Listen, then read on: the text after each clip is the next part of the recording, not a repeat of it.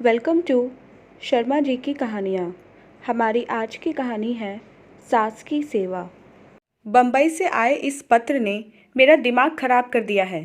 दोपहर को पत्र आया था, तब प्रदीप दफ्तर में थे। अब रात के 9 बज गए हैं। मेरी समझ में नहीं आ रहा है कि क्या किया जाए। फाड़कर फेंक दूँ इसे? डाक विभाग पर दोष लगाना बड़ा सरल है।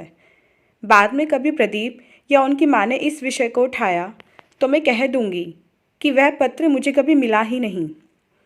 या फिर प्रदीप से सीधी बात कर ली जाए। जैसे तैसे उन्हें छुट्टी मिली है।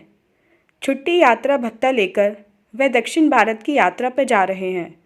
सिर्फ हम दोनों, बेंगलोर, ऊटी, त्रिवेंद्रम, कोवलम और कन्याकुमारी। पिछले कई दिनों से तैयारियां चल रही हैं और परसों सुबह की गाड़ी से हमें रवाना हो जाना है। प्रदीप को इस पत्र के बारे में बताया तो संभव है कि हमारे पिछले 2 वर्ष के वैवाहिक जीवन में प्रथम बार ये यात्रा कार्यक्रम स्थगित हो जाए। फिर मन इस मानवीय आधार पर पूरे प्रसंग की विवेचना करने लगा। प्रदीप की माँ मेरी सास हैं। सास और माँ में क्या अंतर है? कुछ भी तो नहीं। उनकी बाईं टांग में प्लास्टर चढ़ा है। स्नानागार में फिसल गई। टखने और घुटने की हड्डियों में दरार आ गई है। गनीमत हुई कि वे टूटी नहीं। उन्हें 3 सप्ताह तक बिस्तर पर विश्राम करने की सलाह दी गई है। घर पर कौन है? प्रदीप के पिता, छोटा भाई और सीमा। अरे, सीमा कहाँ है? उसका तो पिछले वर्ष विवाह हो गया। पत्र में लिखा है कि सीमा को बुलाने के लिए दिल्ली फ़ोन किया था, पर उसकी सास ने अनुमति नहीं दी। सीमा की ननद अपना पहला जापा करने मायके आई हुई है। सास का गठिया परेशान कर रहा है। उधर सीमा का पति किसी विभागीय परीक्षा के लिए तैयारी कर रहा है। प्रदीप के भाई ने पत्र लिखा है। माँ जी ने ही लिखवाया है। यह भी लिखा है कि घर के कामकाज में बड़ी दिक्कत हो रही है। नौकरानी भी छुट्टी कर गई है। घर की इस दुर्दशा का वर्णन पढ़कर मेरा अंतर द्रवित हो गया। मैंने सोचा, संकट के समय अपने बच्चे ही तो काम आते हैं। माँ जी चाहती हैं कि मैं उनकी सेवा के लिए औरंगाबाद से बम्बई आ जाऊं, पर शालीनता या संकोचवश उन्होंने लिखवाया नहीं। उन्हें पता है कि हम लोग 2 सप्ताह की छुट्टी लेकर घूमने जा रहे हैं। एक मन किया छुट्टी का सदुपयोग दक्षिण भारत की यात्रा नहीं, संकटग्रस्त परिवार की सेवा करके किया जाए। पर तभी मन कसैला सा हो गया। शादी के पहले वर्ष में मेरे साथ माँ जी ने जो व्यवहार किया था, उसकी कटु स्मृति आज तक मुझे छटपटाती है। तब प्रदीप बम्बई में ही नियुक्त थे। मैं अपने सास ससुर के साथ ही रह रही थी। एक दिन नासिक से पिताजी का पत्र आया था। लिखा था कि कौशल्या बीमार है, उसे टाइफाइड हुआ और बाद में पी लिया। डॉक्टरों ने 4 हफ्ते पूर्ण विश्राम की सलाह दी है। वह बेहद परेशान है, पर मैं और तेरा छोटा भाई उसकी देखभाल कर लेते हैं। खाना पकाने में दिक्कत होती है, पर पेट भरने के लिए कुछ कच्चा पक्का बना ही लेते हैं। कभी दूध, डबल रोटी ले लेते हैं, कभी बाजार से छोले भटूरे ले आते हैं। पत्र पढ़कर मेरी आंखों में आंसू आ गए। घर की ऐसी दुर्दशा। मेरा दिल किया कि मैं उड़कर नासिक पहुंच जाऊं। शादी के बाद पूरे 1 वर्ष में केवल रक्षाबंधन पर मैं 1 दिन के लिए अपने घर गई थी। प्रदीप साथ में थे। मैंने माँ जी से घर जाने के लिए कहा तो वह संवेदन शून्य स्वर में बोली, शादी के बाद लड़की को बात पे बात मायके जाना शोभा नहीं देता। उसे तो सिर्फ एक बार, और वह भी किसी त्यौहार पर ही, माँ के घर जाना चाहिए। माँ जी, माँ को पीलिया हो गया है। घर में ये मामूली हारी बीमारी तो चलती रहती है। इस तरह छोटे मोटे बहाने से मायके की तरफ लपकना अच्छा लगता है। माँ जी ने विद्रूप स्वर में ताना कसा। पर भाई और पिताजी को ठीक से खाना नहीं मिल रहा है। देखो बहू, उस घर को भूल जाओ। अब तो तुम्हारा घर यह है। तुम्हारा पहला फ़र्ज़ बनता है हम लोगों की सेवा। माँ जी, यह तो ठीक है, पर ज़रा सोचिए, जिन माँ बाप ने जन्म दिया, जिन्होंने पाल पोस कर इतना बड़ा किया, शादी ब्याह किया, क्या कोई लड़की उन्हें एकदम भुला सकती है? यह तो खून का अटूट संबंध है। इसे भुलाना संभव नहीं। मैं भावावेश में कह गई, बहू, हमारे भी माँ बाप थे, हमारे भी खून के संबंध थे, पर एक बार इस घर की चौखट के अंदर कदम रखा नहीं कि एक झटके से मायके को भूल गए। यह तो जग की रीति है। शादी होती है, 7 फेरों के साथ लड़की का नया रिश्ता जुड़ता है, पुराना रिश्ता टूट जाता है। ऐसा ही होता आया है। वह तो ठीक है माँ जी, लड़की का कर्तव्य है कि वह सास ससुर पति बच्चों की सेवा करे, पर इसका यह अर्थ नहीं कि वह अपने जन्मदाताओं के सुख दुख में भी काम न आए। ये कैसी एकांगी विचारधारा है। जो शादीशुदा लड़कियां हर समय मायके वालों के चक्कर में पड़ी रहती हैं, वे ससुराल में किसी को सुखी नहीं रख सकती। 2 घरों की एक साथ देखभाल असंभव है। माँ जी, क्या दोनों के बीच कोई संतुलन? मीना, तुम बहुत बहस करती हो। मानती हूँ तुम पढ़ी लिखी हो, पर इसका यह मतलब नहीं कि मैं बहस नहीं कर रही हूँ। मैं 1 हफ्ते के लिए नासिक जाने की आज्ञा मांग रही हूँ। मैं कुछ नहीं जानती, तुम जानो और तुम्हारा पति।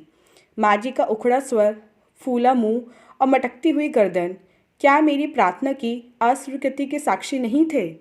मेरा मन बुझ गया। क्या ये क्रूरता और हृदयहीनता नहीं? अपने स्वार्थ के लिए संबंधियों के सुख दुख में भागीदारी ना करना क्या उचित है? उद्विग्न और निराश में चुप लगा गई। जी में तो आया कि माँ जी के इस अनुचित व्यवहार के विरुद्ध विरोध का झंडा खड़ा कर दूं। कहूँ, कल को आपकी बेटी का विवाह होगा, आपको कोई तकलीफ़ हो और आप उसे बुलाएं और उसके ससुराल वाले ना भेजें, तो आपको कैसा महसूस होगा? ज़रा सोचिए। मैंने आगे बहस नहीं की। उससे कुछ नहीं होना था। केवल धैर्य, सहिष्णुता तथा उदारता के आधार पर ही हम पारिवारिक शांति स्थापित कर सकते हैं। वही मैंने किया। पर मेरे अंदर की घुटन को अभिव्यक्ति मिली रात में। जब हम दोनों बिस्तर पर अकेले थे, तब प्रदीप ने मेरी उदासी का कारण पूछा था। मैंने पूरा किस्सा उन्हें सुना दिया। सुनकर वे हंसे और बोले, माँ जी के इन विचारों का मैं स्वागत करता हूँ। आप क्यों नहीं करेंगे? अरे, घुटना पेट की तरफ मुड़ता है। एक ही थैली के चट्टे बट्टे हैं आप दोनों। नहीं श्रीमती जी, माँ जी की बात में सार है। विवाह की बात इतनी जल्दी पति पत्नी विरह की अग्नि में जले, कोई माँ ऐसे चाहेगी? आप सोचते हैं किसी लड़की के माँ बाप भाई बहन भूखे रहें और वे मिलन के गीत तू मेरा चांद मैं तेरी चांदनी गाती रहे? इस बार प्रदीप गंभीर हो गए। बोले, भाई नाराज़ क्यों होती हो? अगर जाना चाहती हो तो ठीक है, कल सुबह माँ जी को पटाने की कोशिश करेंगे। मैं जाऊँ या ना जाऊँ, इससे कोई खास अंतर नहीं पड़ता, पर माँ जी का ये व्यवहार संवेदन शून्य, क्रूर और एकांगी नहीं है क्या? आप ही बताइए। हर व्यक्ति अपने हिसाब से काम करता है। माँ ने जो कुछ कहा और किया वह उनका दृष्टिकोण है, जीवन दर्शन है, और ये दर्शन बनता है हमारी अतीत की अनुभूतियों से। मीना, शायद तुम्हें विश्वास न हो, पर यह सच है कि माँ एक ऐसे परिवार से आई जहाँ लड़की का विवाह एक मुक्ति का एहसास माना जाता था और दोबारा मायके आना अभिशाप। वह क्यों? मैंने उत्सुक होकर पूछा। इसलिए कि माँ के मायके में 11 बहन भाई थे, 8 बहनें और 3 भाई। नाना नानी एक एक लड़की की शादी करते और दोबारा उसका नाम नहीं लेते। माँ भी इस घर में आई। भीड़, अभाव और विपन्नता से शांति, समृद्धि और सुख के माहौल में एक बार इस घर में आई तो फिर मुड़कर उस घर को नहीं देखा। बस शादी ब्याह के मौके पर गई या ना गई। वह तो ठीक है, पर सच कहूँ, प्रदीप ने कहा, हम लोग ननिहाल जाते तो वहाँ पर माँ का कोई खास स्वागत नहीं होता। हम लोग एक तरह से उन पर बोझ बन जाते। ज़्यादा काम, मेहमानदारी का खर्चा और लौटने पर बेटी और बच्चों को उपहार देने का संकट। ठीक है प्रदीप, मैं माँ जी की मनोदशा समझ गई, पर वह यह क्यों नहीं सोचती कि उनकी और मेरी स्थिति में आकाश पाताल का अंतर है। उनके मायके में संकट में घर का काम करने के लिए और बहनें थीं, मैं अकेली हूँ। उनको पीहर में एक बोझ समझा जाता था, पर मेरे घर में अभूतपूर्व स्वागत होता है। आप स्वयं देख चुके हैं। ठीक है, मैं कल सुबह माँ जी से बात करूँगा, कहकर प्रदीप ने मुझे अपने अंक में समेट लिया। शारीरिक उत्तेजना और रास रंग की बाढ़ में मेरे अंदर की समस्त कड़वाहट डूब गई। अगले दिन सुबह मैं तो रसोई घर में नाश्ता बनाने में व्यस्त थी और माँ बेटा बाहर मेरे नासिक जाने के प्रश्न पर ऐसी गंभीरता से विचार कर रहे थे जैसे संयुक्त राष्ट्र संघ में निरस्त्रीकरण पर बहस। मैं नाश्ता लेकर बाहर आई तो महसूस किया जैसे प्रदीप विजय के द्वार पर पहुंच गए हैं। माँ उनसे कह रही थी, बीवी का गुलाम हो गया है, उसी के स्वर में बोलने लगा है। मुझे देख उन्होंने बनावटी गुस्से से कहा, बहू, तू 2 हफ्ते के लिए नासिक चली जाएगी तो इस घर और प्रदीप की देखभाल कौन करेगा? आप जो हैं मां जी। मेरे मुंह से अनायास निकल गया। मैं नासिक गई। पहुंचकर देखा माँ पीली पड़ गई थी, एकदम अशक्त और असहाय। पिताजी कैसे उलझे और अस्त व्यस्त से लग रहे थे, और भाई क्लांत। मुझे देखते ही तीनों के चेहरे खिल गए। एक मुक्ति, निश्चिंतता का भाव उनके मुख पर उभर आया। तू आ गई बेटी, अब कोई चिंता नहीं। तेरे बिना तो ये घर खाने को दौड़ता है। मैं बिस्तर पर पड़ गई। घर के रंग-ढंग ही बिगड़ गए। माँ ने उदास स्वर में कहा, काश मेरी सास होती उस समय और देख पाती उन लोगों के मुख पर उभरती संतुष्टि, कृतज्ञता तथा संकट मुक्ति की अनुभूति को। मीना, क्या बात है? आज तो शाम से तुम गौतम बुद्ध हो गई हो, एकदम समाधिस्थ, चिंतन में डूबी। प्रदीप ने मेरे दोनों कंधे पकड़कर झकझोर दिया। मैं अतीत की गलियों से लौटकर वर्तमान के राजपथ पर आ गई। हाँ, मैं सचमुच खो गई थी। 3 विकल्प थे मेरे सामने। 2 में बेईमानी, संवेदन शून्यता और क्रूरता थी। अनायास मैंने दोपहर को बम्बई से आया पत्र प्रदीप की ओर बढ़ा दिया। उलझे हुए हाव भाव का प्रदर्शन करते हुए उन्होंने मुझसे पत्र लिया और गौर से पढ़ने लगे। मेरी दृष्टि प्रदीप के मुख पर टिकी थी। कुछ पल पूर्व की प्रफुल्लता उनके चेहरे से काफूर हो गई और उसका स्थान ले लिया चिंता, ऊहापोह, उलझन और उदासी ने। पत्र पढ़कर प्रदीप ने मेरी तरफ याचक दृष्टि से ताका और बोले, यह तो सब गड़बड़ हो गया, अब क्या करना है? सीमा के ससुराल वाले भी कमाल के लोग हैं। मायके में इतनी परेशानी है, पर उन्हें तो अपने बेटे के इम्तिहान और बेटी के जापे की चिंता है। बहू की माँ चाहे मरे या जिए, उनकी बला से। प्रदीप, हर सास ऐसे ही सोचती है। याद है, पिछले साल आपका औरंगाबाद तबादला होने से पहले मेरे घर से चिट्ठी आई थी। मैंने तुम्हें भेजा था। हाँ प्रदीप, आपने समझदारी से काम लिया था, पर मैंने आपको एक बात नहीं बताई। क्या? माँ जी ने मुझसे बड़ी कड़वी बातें कही थी।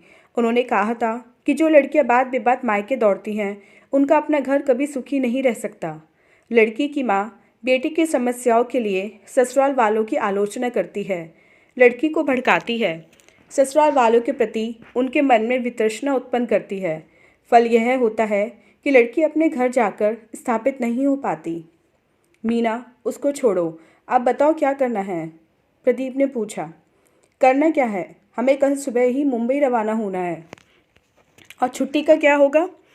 प्रदीप, घूमने फिरने के लिए पूरी जिंदगी पड़ी है। हम माँ जी को बीमार और पिताजी तथा भैया को इस संकट में छोड़कर सैर सपाटे के लिए कैसे जा सकते हैं? मायका हो या पति का घर, बच्चों तथा बहू बेटी का माँ बाप सास ससुर की सेवा करना प्रथम कर्तव्य है। और यह जो सामान बंधा हुआ है, उसका क्या होगा? उसे भी बम्बई लिए चलते हैं। प्रदीप ने मेरी ओर अनुराग भरी दृष्टि डाली। क्या उसमें केवल स्नेह था?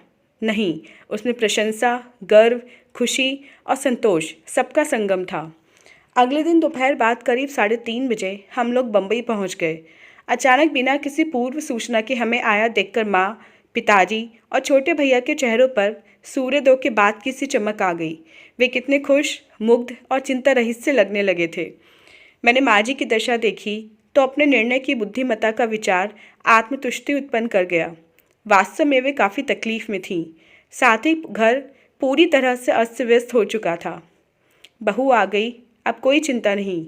यह थी पिताजी की प्रतिक्रिया। उन्होंने चैन की सांस ली। भाभी, आप अचानक कैसे आ गई? मेरे देवर ने घोर आश्चर्य से पूछा। बहू, तुम लोग तो दक्षिण भारत की यात्रा पर जाने वाले थे, माँ जी ने पूछा। हाँ माँ जी, पर माता पिता की सेवा तो हम सबका प्रथम कर्तव्य है। आपकी दुर्घटना की सूचना पाकर हम सैर सपाटे के लिए कैसे जा सकते थे? माँ जी कुछ नहीं बोली, केवल उनकी आंखों में नमी उभर आई। हमारे आगमन से घर में नवजीवन का संचार हो गया। मैंने आते ही घर के संचालन की बागडोर संभाल ली। सफाई, धुलाई, रसोई घर का काम, खाना बनाना, माँ जी की सेवा और समय समय पर उनको दवा तथा खान पान देना। 3-4 दिन में ही घर का कायाकल्प हो गया। चौथे दिन माँ जी के मुख से निकल ही गया, घर को पुरुष नहीं औरत ही चला सकती है, चाहे वे बहू हो या बेटी। मैं क्या कहती? शब्दों में नहीं, गर्दन को हिलाकर मैंने माँ जी के कथन से अपनी सहमति प्रकट कर दी। सीमा के ससुराल वाले बड़े मतलबी और स्वार्थी हैं। जोत रखा होगा मेरी बेटी को। 4 दिन पहले ननद की बेटी हुई है। जच्चा का कितना काम फैल जाता है। सास की निर्दयता तो देखो, उसे इतना भी ख्याल नहीं कि बहू की माँ की टांग टूट गई है और घर पर कोई नहीं है देखभाल करने वाला। माँ जी की भुनभुनाहट सुनकर मुझे अंदर से खुशी हुई। इंसान पर जब बीतती है तब उसे पता चलता है पिछले वर्ष माँ जी को क्या हुआ। तब वे सास थीं और आज केवल माँ। 7वें दिन एक अप्रत्याशित घटना घटी। शाम के 7 बजे अचानक बिना किसी पूर्व सूचना के सीमा आ धमकी। साथ में था अशोक, उसका पति। घर में खुशी की धूम मच गई। माँ जी की आंखों से खुशी के आंसू बह निकले। बेटी और दामाद का अनायास आगमन निश्चित रूप से अभूतपूर्व सुख का क्षण था। हमें देखकर वे दोनों चौंके। उन्होंने हमारे वहाँ होने की कल्पना तक नहीं की थी। चिट्ठी पाकर दौड़े चले आए बेचारे। 1 सप्ताह से बहू ऐसी सेवा कर रही है कि बस पूछो मत। माँ जी के स्वर में सच्ची प्रशंसा थी। भाभी, कितनी छुट्टियाँ बची हैं तुम्हारी? सीमा ने पूछा। यही 8-10 दिन, मैंने एक दीर्घ निश्वास छोड़कर कहा। ठीक है, कल खिसको यहाँ से, अब मैं संभालती हूँ ये मोर्चा। सीमा बोली। पर अब आरक्षण वगैरह कैसे मिलेगा? प्रदीप के स्वर में निराशा थी। भैया, मतलब तो छुट्टी और सैर सपाटे से है। दक्षिण नहीं जा सकते तो गोवा चले जाओ, बसें जाती हैं, वहाँ ठहरने के लिए जगह मिल ही जाएगी। कैलनगूड तट की सुनहरी बालू में अर्धनग्न लेटकर मस्ती मारो, सीमा एक सांस में कह गई। प्रदीप ने मेरी तरफ देखा और मैंने उसकी तरफ। हाँ बहू, अब सीमा आ गई है, तुम लोग कल चले जाओ, क्यों छुट्टियाँ बर्बाद करते हो? कहकर माँ जी ने सीमा से पूछा। क्यों री, तेरी सास ने तुझे कैसे छोड़ दिया? पिताजी की चिट्ठी पढ़कर उन्होंने खुद कहा कि मैं तुरंत बम्बई जाऊं। उन्होंने तो पहले भी मना नहीं किया था, वह तो मुझे ही कहने का साहस नहीं हुआ। इनके इम्तिहान, मंजू बहन जी का जापा और फिर यह भी आपको देखने के लिए चिंतित हो गए। माँ जी के मुख पर रूपहली आभा बिखर गई। वह भावातिरेक से कांपने लगी। फिर कुछ क्षण बाद बोली। सचमुच मेरे बच्चे और संबंधी इतने उदार, कृपालु और प्रेमी हैं, कितना ख्याल रखते हैं हमारा। बहू, माँ जी ने मुझे संबोधित करके कहा। 6 मास पूर्व के अपने आचरण पर मैं लज्जित हूँ। पहले ज़माने में परिवार के अंदर लड़कियों की सेना होती थी, एक गई तो दूसरी उसका स्थान ले लेती थी। पर आज हम दो, हमारे दो, एकमात्र लड़की चली जाए तो बहुत खलता है। उस पर वह हारी बीमारी सुख दुख में काम न आए तो बड़ा भावनात्मक कष्ट होता है। कहकर माँ जी ने थकान के कारण अपनी आंखें बंद कर ली। आप आराम कीजिए माँ जी, कहकर हम सब बगल के कमरे में चले गए और गप्पे मारने लगे। मुझे अपने निर्णय पर संतोष था, साथ ही अगले दिन गोवा जाने का मन में उत्साह था। संभवतः मेरे लिए सबसे ज़्यादा गौरव की बात थी मेरे अपने घर में मानवीय संबंधों के आधारभूत मूल्यों की पुनः स्थापना। शायद इसका माध्यम मैं ही थी। तो दोस्तों, ये थी हमारी आज की कहानी। उम्मीद करती हूँ ये कहानी आपको पसंद आई होगी। मिलते हैं अपनी नेक्स्ट वीडियो में इससे नेक्स्ट कहानी के साथ। तब तक के लिए आज्ञा दीजिए। धन्यवाद।